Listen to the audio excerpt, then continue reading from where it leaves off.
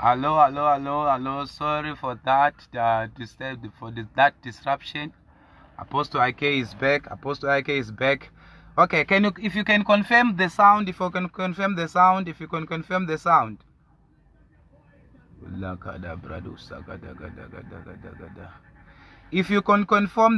those that are online, can you confirm sound? Because you are supposed to be hearing what I'll be saying.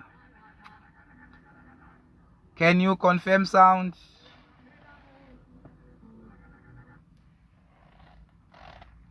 Can you confirm sound? Hello? Can you confirm sound? Can you confirm sound?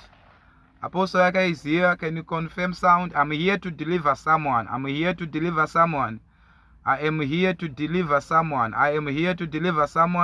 Someone's marriage is about to be delivered. Someone's health is about to be delivered. Someone is about to get that promotion that you've been praying for. Someone is about to get that job that you've been applying for. Someone is about to get those papers that you've been applying for. If you can confirm sound. If you can confirm sound.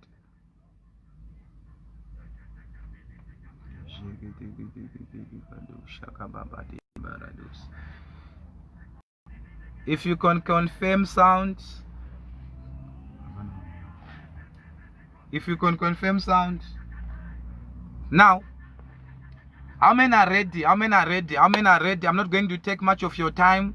I just want people to be in the house so that I say a few words that I want to say.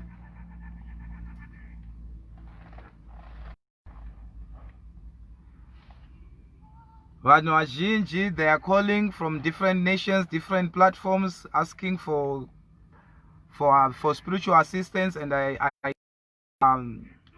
necessary for me to come here and explain the mystery behind the clay pot.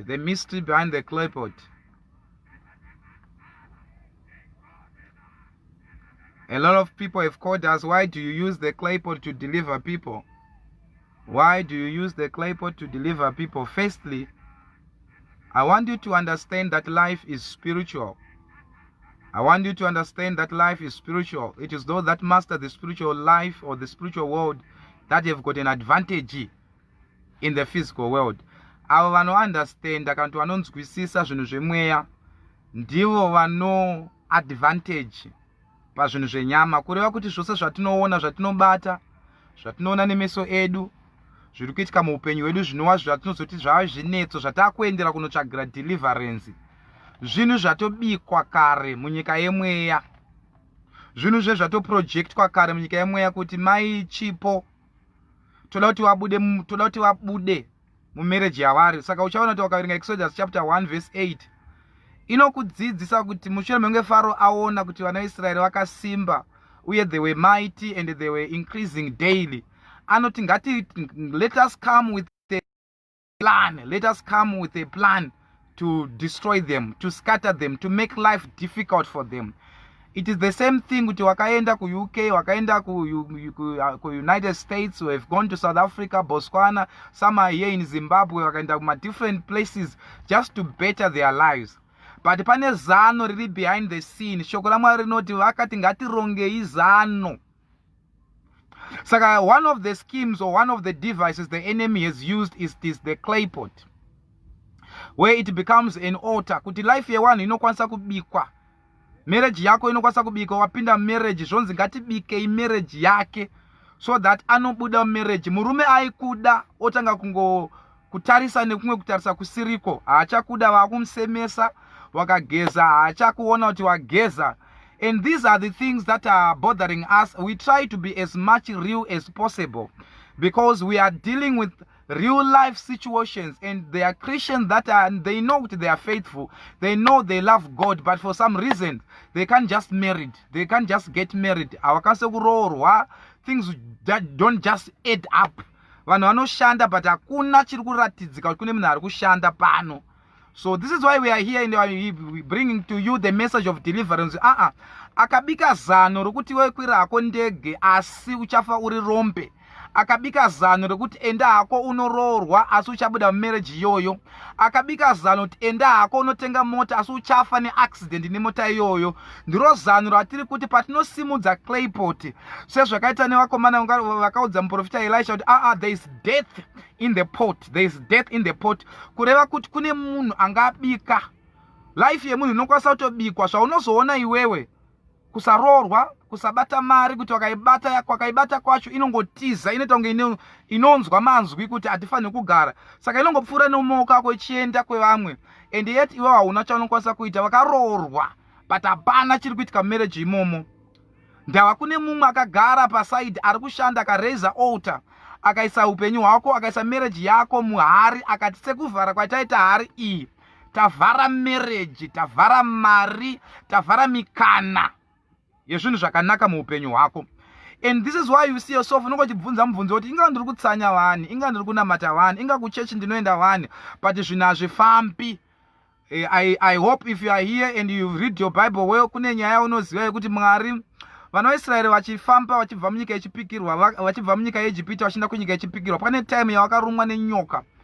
Zvinozi ainga arumwa nenyoka iyo vanhu vakatanga kufa vachirumwa nenyoka, but vanhu vachema kuna Mwari, Mwari haana kuuraya nyoka.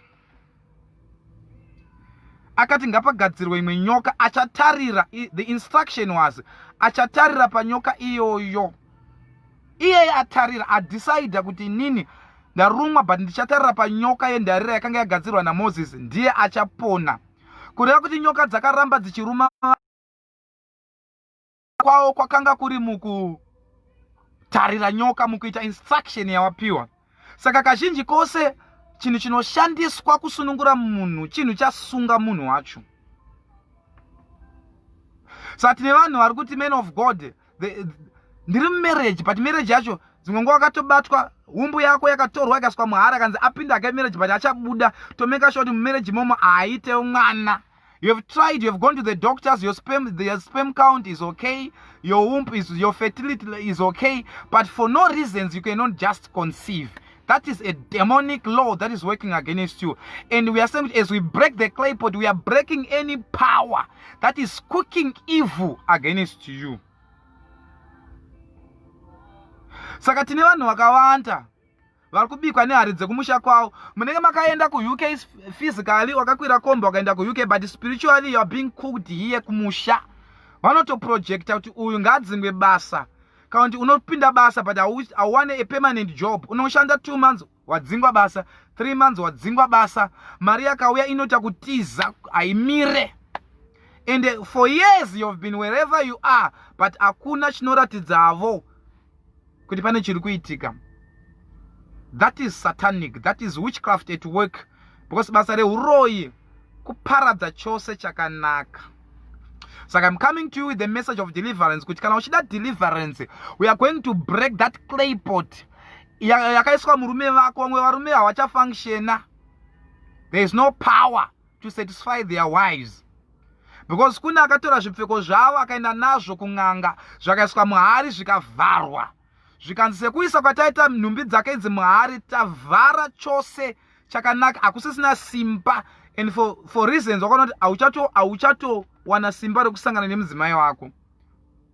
Unorota uchirara nevarume, unorota uchirara nevakadzi kuhope dzako, paunongorara chete zvinhu zvinouya. We are saying kuti let's destroy the power behind the sin that does not permit you to be great in this life. Vamwe vanofa occasionally, vamwe takutopinda muna July, so ezo kuna July na August where altars are being serviced. Altar achiserviswa, vanhu mombe dzichiendeswa kun'anga, mbudzi dzichiendeswa kun'anga. Vamwe makafonerwa muri kureko kwa handitumirewo $5, tumirewo $10, makatumira muchiti muri kubetsera, imi makaita nemwoyo wekubetsera, asi havaida kuwana access to your money. And ever since wakatumira imwe mbuya mari, vamwe mukoma mari, vamwe baba mari, hakusisina mari muupenyu hwako, hauchaziva kuerenga mari. We are saying kwese kwakaiswa mari yako in that clay pot, we've got to break the clay pot. As we break the clay pot, there will be a release of your life. There will be a release of your children. There will be a release of that job. There will be a release of favor. There will be a release yezvinhu zvose zvakabatwa naSatan mulife yako. So if you want your clay pot, if you want your altar to be broken, You begin, you call, but don't call now. Already people are already calling. I want you to, you call after this program. I will help you. I will talk to you. I will give you time and tell you what to do so that you come out, so that you break out of that evil clay pot that is cooking evil against you. Kune vangu vasi kutombonyengwa wakanaka zvose unazvo unogeza, but wangati man of God mari ndinayo but handinyengwe, hakuna mutombouya, simply because kuna mbuya vanobika marriage yako. Pese pano murume anoda kukunyenga akuuya, anoona murume kufesi kwako, and they can't just propose to you. Vamwe vakapropozwa, hakuna marriage, hakuna relationship inomira. You are in and out of relationships simply because kune munhu akatsidza kuti hakuna achakuroora, vakaitwa mukadzi wechikwambo. So tiri kuti patiri kubreka, Isaiah anoti shall a prey be delivered. Usine simba ungadzikunurwa here pamuromo une simba. Shoko raMwari rinoti zviro kwazvo Mwari ucharwa nevanorwa newe. Vanoda kumwa ropa rako muna July nomuna August umu vachamwa ropa revana vavo. Vanoda kudya nyama yako, vese vanoda kudya nyama yevana vako vachadya nyama yevana vako, vachadya nyama yevana vavo. Vamwe vana venyu vakaenda kuzvikoro vaigona, vakanga kungodzengerera, vachaziva ave madofu. Kwete kuti idofu, munotodza kuti mwana aigona, pari pane zvakangoitika zvokuti iye haachatogona, rave dofo. The clay pot that is holding the mind, the intelligence of your children. As we break it, the intelligence will come back to you. If you are hearing my voice, if you are hearing me right now, and you are saying, man of God, I want to come for one-on-one. The number, I'm giving you my number right now. The number is +263 785 602 388.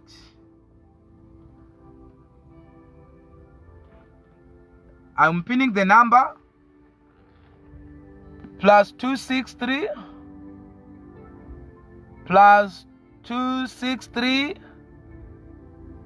785 602. That's my number. I have put my number there. So a lot of people don't understand. Vamwe vanongoona vachisiva murume atoenda, zvinotanga zvatoitika mumweya first. Murume asati zvose zvikuitika mulife yako usati wagamuchidzwa barrenness inotanga yaitika mumweya. Saka usati wagamuchidzwa barrenness inotanga kuitika kugadzirwa kwebarrenness yacho mumweya, yogamuchidzwa kunyama yako. Woona even uri kusangana nemurume hakuna chiri kubuda. Usati wadzingwa basa kunotanga kuitika nyaya dzakawanda. Chinosaka uzotanga kuona zviri kuitika mulife yako hazvingouye from nowhere. There is a projection, there's a cooking that takes place first in the spirit before it can be projected to your life. Saka vanhu vazhinji vanoziva chiti munhu man of God, mudumbu mangu, musoro vangu, zvinhu zviri kunetsa. Chinotanga hausi musoro iwowo, chinotanga it's an attack in the realm of the spirit. Muwenga anotanga kuti zano ratingaita nderipi kuti abude marriage. Zvonzi murume wake ngaachitanga kuita magirlfriends akawanda because you lack spiritual understanding. You first go after the girlfriends, not knowing that there is a witchcraft power operating behind the scene. Ra project that is manipulating your husband kuti achita ruchiwa atanga kuona vanhu vakawanda wotanga kuti pamoyo mamaimbofara amusisina mufaro. Mari yavaibata zvinotanga zvanzi ngati in the spirit first. Toidi. So every moment yaunobata mari kunotanga kuita maproblems akawanda. Kumusha kwafiwa, vana vaita vatsva, vana vatsva vadakuenda kuchipatara, mari ichingopera. Unknown to you, assignment ya Satan is to take away that money. So he does not just come to take away, he strategizes. And it my strategy, he sits down. Then he plans with how are we going to best destroy his life or destroy his financial life. This is why but all of a sudden your life yotanga kudzikira pasi. it does not just start in the physical. It's a report card of what has already taken place in the spirit. So what is happening to you? It is reporting to you kuti wopedza uri kurota uri kuchikoro kwakabva kudhara kana kuti kubasa kwawaimboshanda kudhara, you continuously see yourself uri ikoko. It's telling you kuti uri pano zvako, uri kuno ku UK, uri kuno ku South Africa, ku Botswana, ku Harare, any city that you are in, but spiritually your life is in Binga, your life is in Mashingo, your life is where you grew up. This is where you continuously see yourself go. It will take spiritual intelligence to navigate in the spiritual realm and see what is happening behind the scene. Saka vanhu vazhinji, they only react to what you see. The reason why even people who attack what I'm saying here is because of lack of knowledge, and you forgive them for that, because it's not everyone and a privilege to see and to understand the realm of the spirit. Kune munhu ari ku UK akanokorwa tsoka, vakatorerwa bvudzi, vakangomuka kuseni bvudzi pasina. Unonazoziva kuti ndarara ndine bvudzi, mumba mako hamuna bhabha, but wakamuka usina bvudzi. Then that tells you there's something that is more powerful than what you know. Munhu akatorerwa tsoka, wakanokorwa tsoka, wangotsika, kubva ipapo hapana chichafamba. Your life has been stagnant. Pavanotora pawatsika, havati tsoka yachipo, vanototi pano tinaye chipo. Saka it is used as a law of representation. Sezvakaitwa zviya naNamani. Namani anoenda ku Samaria. Anoti mwari wechokwadi, but ndokumbira kuenda nevhu rekuno kuIsraeri, kuitira kuti kana ndonamata ndichanomira pavhu rekuIsraeri, kureva kuti spiritually I'm no longer in Syria. Spiritually I'm in Israel, and the God of the Israelites will hear me. So there are people who have gone out, there are people who are mabasa, but mabasa akabatwa behind the scene. And I'm saying you can come out. A lot of people who attack, you know what, by experience, there are a lot of people who attack things publicly, but they go to look for it secretly. You have people here online here who they'll be criticizing what I'm saying, and yet their life is stagnant. They've tried to do everything possible. They've gone to the doctors. They've gone everywhere. They don't have answer. They are well educated, well connected, good jobs, but nothing is moving in their lives. Simply because life is spiritual. Having certificates, having the right connections is success. Kuende zvinhu zvose hazvigarantiye success. Please, can you stop sending messages for now? Can you please stop sending messages, and can you please stop calling? You will call me, you will send me messages, I will respond to your messages. Let me just finish what I'm saying here. I need to help someone here. I need to help someone. Can that be coincidence? Please, ndokumbirawo, my diaries, please. Ndokumbirawo mumbomira kusenda my messages so that I finish here. I'm not going to take much. I'm about to finish. Ndokumbirawo mumbomira kusenda my messages. I know you want. I will respond to every message. So, just a moment. Mbomira kufona, mbomira kusenda my message so that I finish with you. Now, when men of God, prophesy to us. You can be prophesied to woes kwa problem yako. What you need now is to come out. Unotozviziva karewo kuti hauna mari. Saka ndakakuprofita kuti hauna mari, ukuzviziva kudhara. Chauri kuda is to come out of that situation. Unotoziva kare kuti hausi kudiwa nevarume. Chauri kuda kuti udiwe, uroreke, ugare mumba mako. Unotozviziva kare kuti wakashanda unoita 2 months babasa, 3 months babasa wodzingwa. So you don't need to be told that. What you want is to come out. You want a solution. A lot of you have gone a lot of places. Makaudzwa kuti kumba kwenyu kune munhu ari kukuroya. Kuziva kuti kumba kwenyu kune munhu ari kukuroya hazvimise muroyi kukuroya. Chinomisa kumuroyi kukuroya is it is what you are going to do. Saka unokwanisa kuziva kuti sisopa next door ari kukuroya. But izvozvo hazvimise kuvaroya kuti wazviziva. kuna vanhu vakanyepera kunzi avo vakazviziva zvafumuka. Kuziva kuti panext door pako pane mbavha zvimise munhu yekuba kusvika when you surround yourself with the protection, then you are safe. So it is there's what we call rules of engagement that you need to understand. Saka nhasi nyaya ndinayo this week chete kusvika musi weSunday until I meet you next week again. I'm breaking the altar using the clay pot. Ndikubreka wose akakuisa zita rako muhari, wose akaisa marriage yako muhari, wose akaisa basa rako muhari. What you need is to come out, is to escape the snare of the fowler, and the snare is to be broken according to Psalms 11 verse 3. Not as our soul have escaped, the snare of the fowler, so our soul have escaped, and the snare has been broken. So it's not only you're coming out. Change chichishandiswa kukubata ichocho chinofanirwa kupwanywa. A lot of people who say kuti hayo ndinonamata, I will pray.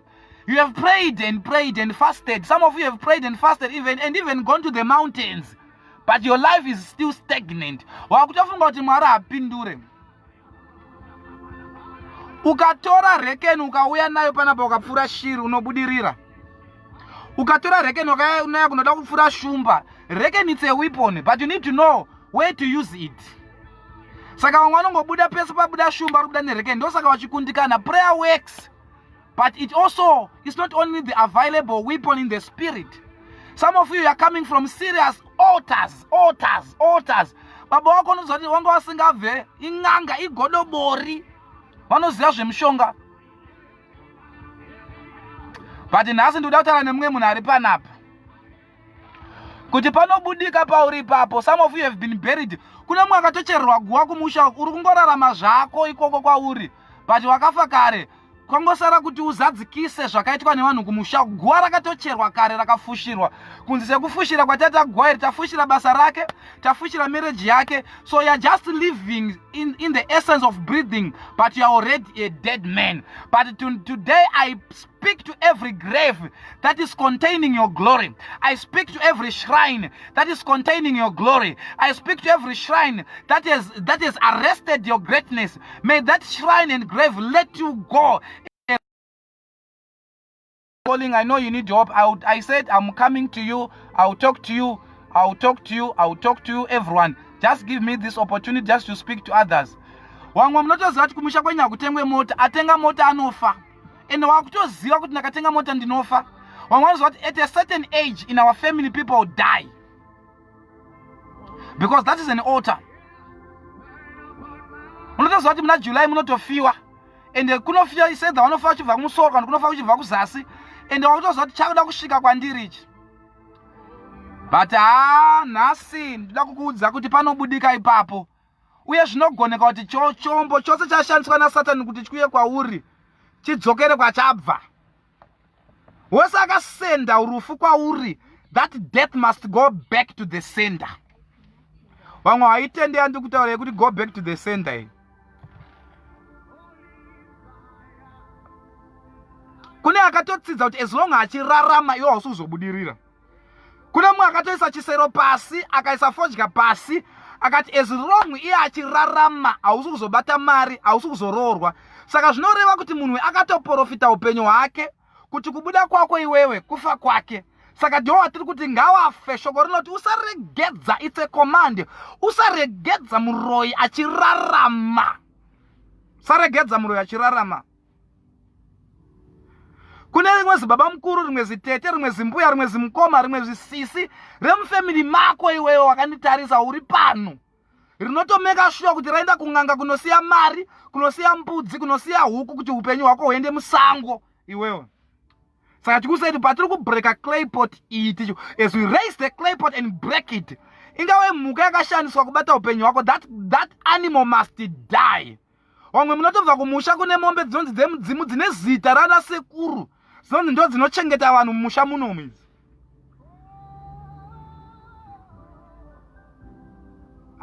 But nhasi mombe inofanirwa kufa. Unofanirwa kunzwa nyuzi dzekuti pawakabreaka clay pot mombe yakafa kumusha.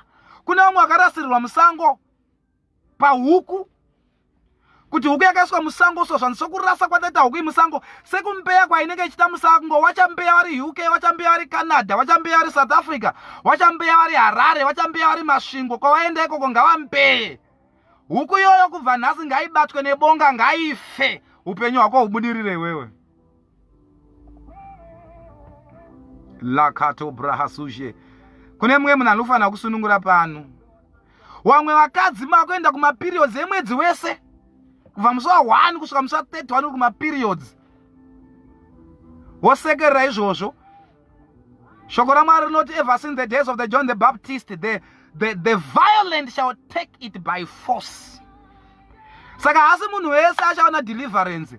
Deliverance inowanikwa nevakajamuka unoti inini handina changu chinogara ku next door, handina marriage yangu inorara kwatete, handina marriage yangu inogara nababa mukuru, handisi mukadzi wechikwambo, handisi murume wechikwambo. Ivavo vanoti taneta nonsense, this nonsense must stop, then they will come for deliverance.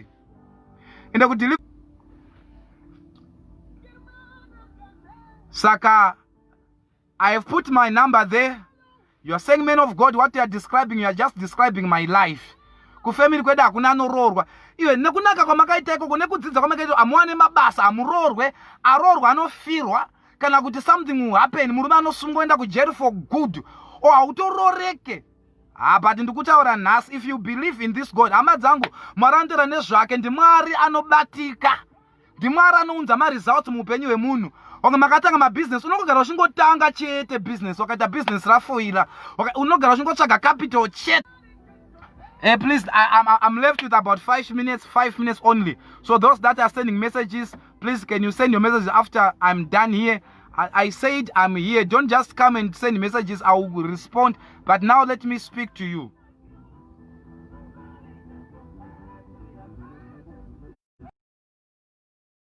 Please, I will respond to everyone. Now let me just finish this live broadcast. Kune vanhu vanofamba nezvinhu, so unotonzwa kuti mumiri mangu mune chinhu chinofamba, ene chinongofamba chete kana wabata mari, chinongofamba chete when there's something good, because kune mira riri kushandiswa nemuwengi kukutasa upenyu hwako. They monitor you. Hauna munhu wakamboudza kuti uda kutenga motikari, but all of a sudden mumwe anokufonera, haufa makatenga here mota, usitoziva kuti handina munhu andakaudza zvinhu izvi. But you are being monitored. Any mirror monitoring you, we break the mirror in the name of Jesus. And if you are connecting to muzvikwereti zvisingaperi,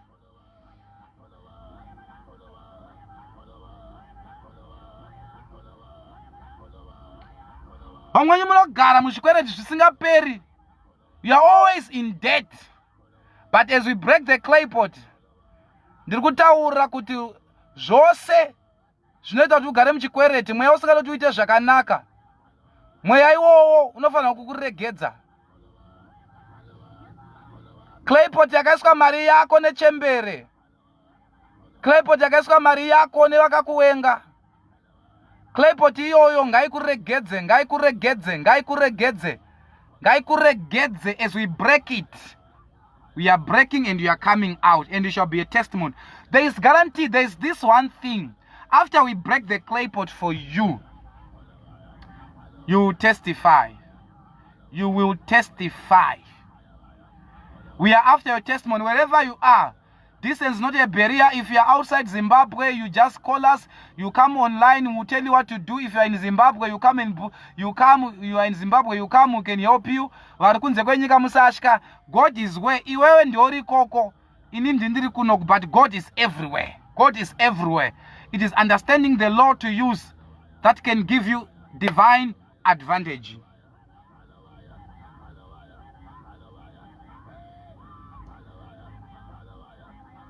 For more information, I have put my number there.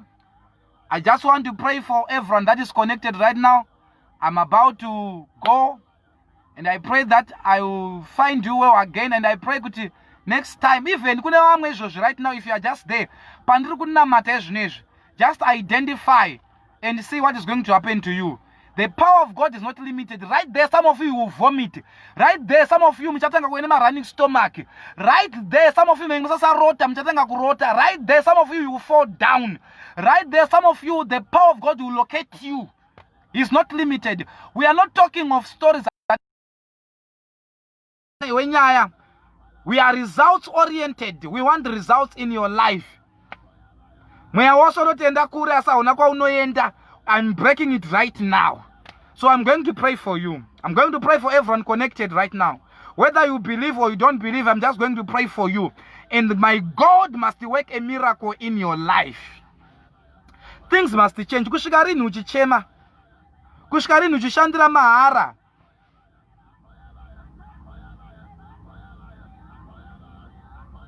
Kushikarini wakashanda hapana nokuona. But today your life is changing. You will testify. I want you to connect right now. I'm about to pray. Father, in the name of Jesus, I pray for each and every person in this platform, young or old, that are gathered in this place, that are here. Wherever they are, let the power of God locate them in the name of Jesus. I silence altars in their families. I cancel generational curses. I break every clay pot. I command a release of their lives and their destiny. Ndinoramba wose ari connected to this platform kuti ashandire mahara. Hakuna ari pano achashandiswa nevaroyi. I command destiny. I command the release of your monies. I command the release of your marriage. I command every man behind the scene that has called your name for evil purposes. May whatever they've projected to your life backfire to their children. Akachera gomba ngapinde mgomba rake. Akataura rufu rwake, they will die your death. Whosoever wants to see you in pain, they will die by pain. In the name of Jesus, I pray for each and everyone connected to this platform right now.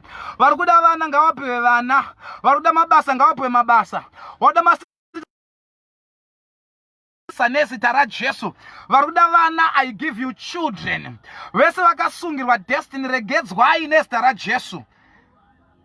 I pray for each and everyone connected. If you are sick, just lay your hand on what is on the area that you are struggling with. I'm praying for those that are sick right now. I'm praying for those that are sick right now. Father, in the name of Jesus, locate that person that is sick right now. Let the power of healing, let the power and the grace of healing locate them right now. In the name of Jesus, I command them to be healed now. Whatever has been projected in their life, I command it out. In the name of Jesus, I pray. Father, I thank you for what you have done. Thank you for testimonies. Thank you for miracles. Otherwise, I love you so much. God bless you. And God loves you so much. God loves you so much. For one-on-one, for prayers, for deliverance, I have put my number in case there's those that have not seen my number. I'm just putting my number.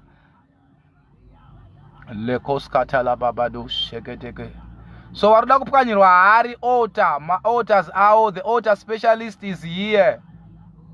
You just call that number or WhatsApp that number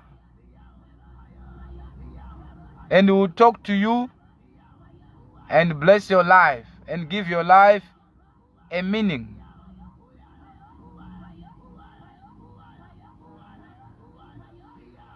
That's the number. That's the number. I have pinned my number there. That's the number. There are those that are saying, I'm healed. My angel said she's healed. Thank you. You are healed. So many people are receiving their healing right now. So many people are receiving their... There is God in heaven. There's God in heaven. Mwari akuitire zvakanaka. Mwari akuitire zvakanaka. Everyone be blessed. Be favored. You will not work for nothing. I restore everything the devil has stolen from you. For one-on-one, please use that number in Jesus' name. Stay blessed. Blessings to your families. Blessings from wherever you are. In the name of Jesus. Amen. How do we end? Finish.